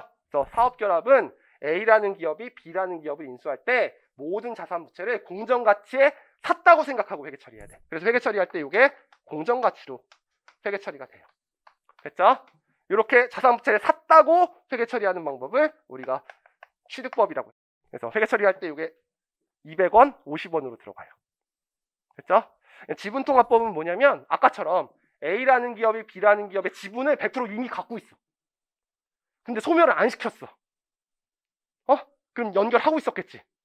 그런 상태에서 B라는 기업의 주식을 찢어버리면서 합병을 하게 돼. 그러면 옛날부터 장부금액 갖고 있던 같은 회사가 그냥 같은 회사 된 거지. 그럼 그때는 공정가치 평가할 필요가 없잖아. 원래 같은 회사였는데 같은 회사 된 거야. 그쵸? 그럴 때는 요거를 장부금액으로 끌고 와서 요걸 100원으로 회계 처리하는 방법이 있어요. 됐죠? 그래서 옛날에는 제가 공부할 때는 합병이 이 방법과 이 방법 둘 중에 하나를 인정했어. 근데 지금은 지분통합법은 인정하지 않습니다. 알겠죠? 땡큐라고 생각해야지. 옛날에는 이것도 시험 문제 나왔는데 그건 제가 공부할 때. 네, 여러분들이 공부할 때는 취득법만 인정해. 그래서 결론은 KIFRS는 취득법만 인정한다. 이것만 알면 돼. 그래서 이제 우리가 취득법의 회계 처리를 배울 거예요. 됐죠? 그래서 이런 문제는 나올 수 있어요. IFRS는 사업결합을 회계 처리할 때 지분법 또는 지분통합법 또는 취득법을 인정한다. 틀린 말이야. 취득법만 인정합니다. 그래서 두 번째 줄 7페이지. KIFRS가 도입된 이후에는 모든 사업결합을 취득법을 적용하여 회계 처리를 수행하도록 규정하고 있다. 그래서 지분통합법은 인정 안 하고 있죠.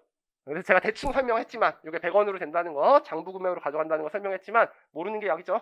시험에 안 나올 테니까 우리는 그 다음 취득법, 그걸 알아야 돼. 취득법이란 사업결합을 취득자가 피취득자의 순자산, 자산과 부채를 영업활동을 지배하는 대가로 자산을 이전, 돈을 줬다는 거지. 채무를 부담, 외상으로 했다는 거지. 주식을 발행했다. 주식 발행해서 대가 줬다는 거지. 하는 것으로 이해하는 것을 말한다. 샀다고 생각하는 거야. 그래서 취득자가 피취득자의 자산과 부채를 개별적으로 시장에서 취득하는 행위로 가정한다. 그러니까 자산 부채를 시장에서 샀다고 생각하는 거지. 그래서 취득자산 인수부채를 공정가치로 측정한다. 공정가치에다 동그라미 쳐놓고. 그래서 이제 앞으로 자료가 나오면 여러분들이 자산이 전부 다 장부금액과 공정가치가 둘 다 나올 거야. 그런 다음에 이제 회계 처리를 하는 걸 배울 거거든. 그럼 이건 무시하고 요걸로 다 풀면 돼. 알겠죠? 공정가치에다 동그라미 쳐놓고. 그 정도만 아시면 돼요.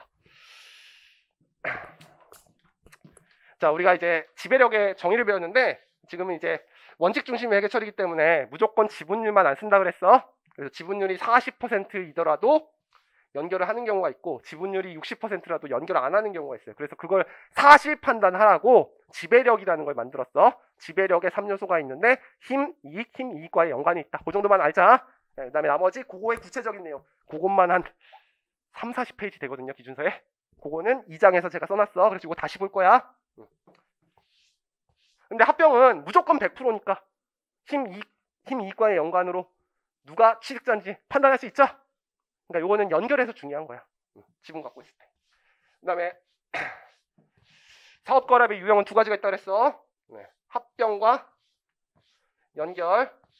그래서 A라는 회사와 B라는 회사가 합쳐져가지고 A 회사가 된 거. B를 흡수합병했기 때문에 흡수합병이라고 하고 A라는 기업과 B라는 기업이 C라는 회사를 설립해서 새롭게 합병을 했으면 그것을 C라는 기업이 신설됐기 때문에 신설합병이라고 해요.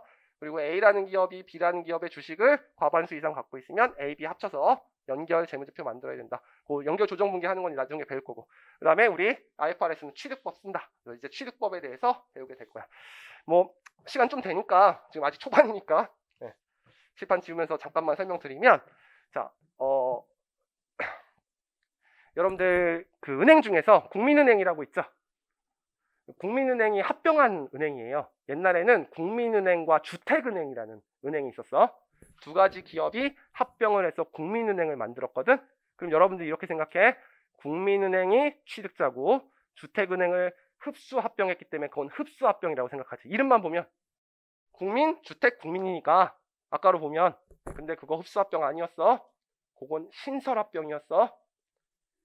새로운 기업을 만드는 여러분들 상법에서 회사 설립할 때 발기인 만든 다음에 처음부터 하는 거 배웠죠?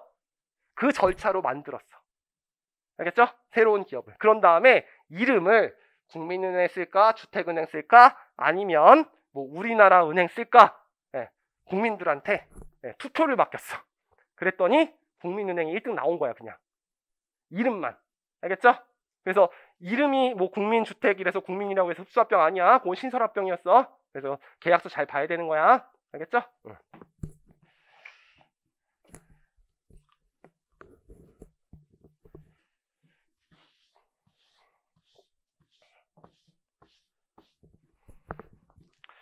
여기까지만 하고 싶시다. 자, 그럼 이제 우리가 뭘 배워야 되냐? 이제부터 회계 처리를 배워야 돼요.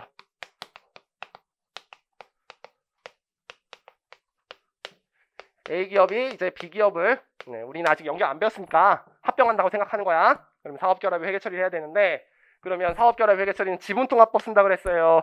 취득법 쓴다 그랬어요? 우리 취득법 쓴다 그랬지?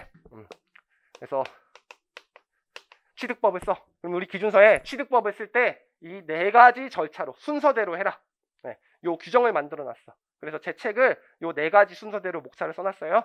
5가지로 써 있는 책들도 있더라고. 내가 최근에 한번 책들을 봤더니 그냥 4가지로 보든 5가지로 보든 상관없어. 그래서 취득법 적용해 4단계라는 게 있어요. 그래서 앞으로 이제 무슨 내용을 배울 건지 제가 목차를 써줄 거야. 자, 그러면 취득법 적용의 4단계인데 A라는 기업과 B라는 기업이 합병을 해서 새로운 기업을 만들었죠. 그럼 누가 회계 처리할지 결정해야 될 거 아니야. 누가 회계 처리해야 돼요? 지배력을 획득하는 기업. 그래서 누가 산 놈인지, 회계 처리하는 기업이 어떤 기업인지를 결정해야 돼. 그래서 첫 번째, 취득자를 식별하셔야 돼요. 됐죠? 자, 뭘 결정하는 거야? 누가 회계 처리할 건지. 그걸 결정하는 절차야. 그래서 여러분들 제가 아까 그랬잖아. A라는 기업이 있고 B라는 기업이 있는데 A라는 기업이 만들어졌어. 그럼 무조건 A가 취득자잖아. 그쵸? 근데 예외가 있는 거야. A라는 기업과 B 기업이 있는데 A라는 기업을 만들었는데요. B가 취득자가 되는 경우가 있어요. 그래서 그런 자세한 예외적인 상황들을 배울 거야. 누가 회계 처리할지. 취득자의 식별. 두 번째. 자, 우리가 인수를 할 때 이렇게 될 수가 있죠. 돈은 썩어나지 않으니까 어떤 100%의 주식을 취득해가지고 합병을 해야 되는데 1월 1일 날 40%를 취득하고 4월 1일 날 60%를 추가 취득해가지고 합병을 하게 돼. 그럼 1월 1일 날 회계 처리할 것인지 4월 1일 날 회계 처리할 것인지 결정해야 되겠지? 그렇죠? 그럼 언제 회계 처리해야 돼요? 지배력을 획득하는 시점에. 그럼 지배력을 획득하려면 그냥 지금은 규칙 중심으로 50% 이상 보유하게 됐을 때 누적 지분율이 50%에서 한 주 이상 갖고 있을 때 회계 처리하면 돼요. 그래서 우리가 회계 처리하는 시점을 결정해야 돼. 취득일의 결정. 이건 뭘 배우는 거라고? 회계 처리하는 시점이 언제인지. 이 날이 되게 중요한 날이에요. 두 가지가 중요해. 첫 번째는 회계 처리하는 날짜야. 합병 분개를 하는 날짜. 그래서 아까 4월 1일이 합병 분개하는 날짜야. 누적으로 50% 이상이 되니까. 그다음에 두 번째, 1월 1일 날 공정가치와 4월 1일 날 공정가치는 다르죠? 주가도 변할 거고 그 다음에 토지나 건물의 가치도 변할 거야. 그쵸? 근데 우리가 취득법이니까 자산부채를 공정가치를 평가해서 끌고 와야 되잖아. 그러면 1월 1일 날 공정가치와 4월 1일 날 공정가치가 둘 다 주어진다면 우리는 취득일의 공정가치로 끌고 와야 돼요.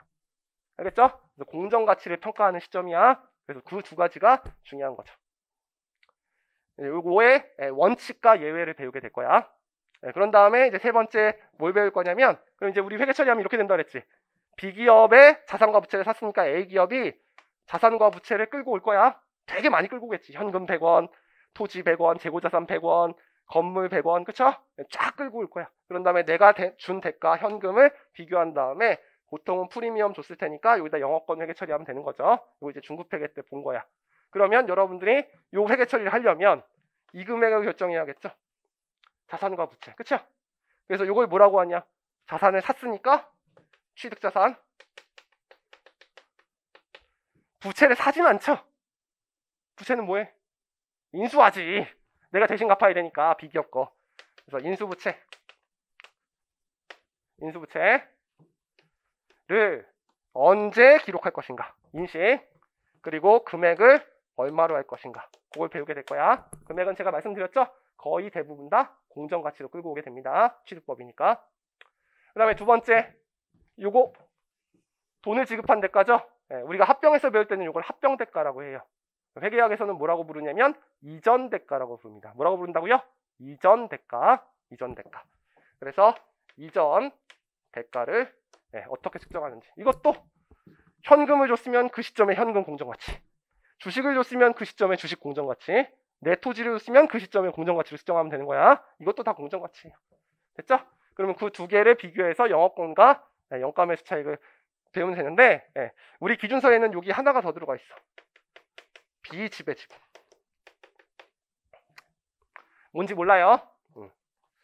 이게 합병과 연결을 같이 규정함에 따라서 100%이면 비지배 지분이 발생을 안 하는데 A기업이 B기업에 80% 갖고 있으면요 20%는 다른 주주들이 갖고 있죠? 그럼 재무제표에 그 주주들이 청산됐을 때 얼마 금액 받아갈지 보여줘야겠지? 그걸 비지배 지분이라고 해. 지금 몰라. 그래서 이거는 연결해서 공개할 거야. 됐죠? 지금은 취득자산과 인수부채를 언제 인식할 것인지, 금액을 얼마로 할 것인지, 이전 대가를 언제 인식할 것인지, 측정할 것인지를 배울 거야. 근데 이거 이제 측정하는 방법이, 인식과 측정 방법이 일단 원칙이 있어요. 원칙은 취득법이기 때문에 다 공정가치로 측정하면 돼. 근데 이제 공정가치로 측정하지 못하는 것들이 있거든. 그래서 실무적으로 실무 지침들을 좀 만들어놨어. 뭐 리스나 무형자산 같은 거 어떻게 금액을 적용해야 되는지.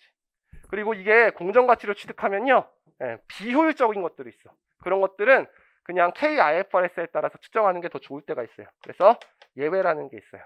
그래서 지금 여러분들이 이제 나중에 오늘 인식의 원칙을 배울 거고, 인식의 적용 지침, 실무 지침, 그리고 인식을 배울 때 예외가 되는 사항들 배울 거야. 측정도 공정가치로 측정하는 게 원칙인데 공정가치로 측정하지 않는 것들, 예외들을 배울 거야. 그래서 요거에 요거, 요거에 요거, 요거에 요거, 요거에 요거, 요거에 요거, 요거에 요거를 3단계에서 배울 거야. 됐죠? 그런 식으로 이제 측정을 할 거다. 그 다음에 그렇게 측정을 하고 나면 취득자산과 인수부채를 측정하고 나면 요게 100원이고 요게 50원이면 순자산 공정가치가 50원이라는 게 결정이 되죠. 그리고 이전 대가가 100원이면 대가를 더 줬기 때문에 사업결합에서 이전 대가, 순자산 공정가치에 비해서 대가를 더 준 걸 뭘로 회계 처리하기로 했어? 영업권. 그래서 영업권을 어떻게 인식하는지, 사업결합 이후에 어떻게 측정할 것인지 이걸 배울 거야. 됐죠? 근데 여러분들 꼭 이렇게만 생기는 거 아니에요? 보통은 순자산 공정가치가 50원이면요 대가는 그거보다 더 줘야겠지. 아니, 내가 개별적으로 팔아도 100원을 받아야 되는데 그거보단 비싸게 받아야 될 거 아니야, 사업하는데. 네. 근데 어떨 때는 이걸 싸게 팔 때가 있어요. 알겠죠? 네, 그래서 요 30원만 줄 때가 있어. 그럼 영업권이 생기는 게 아니라 영업권이 반대편에 생겨요. 이렇게 영업권이 반대편에 생기는 걸 우리가 뭐라고 부를 거냐면 염가매수 차익이라고 부를 거예요. 뭐라고 부를 거라고요? 염가매수 차익.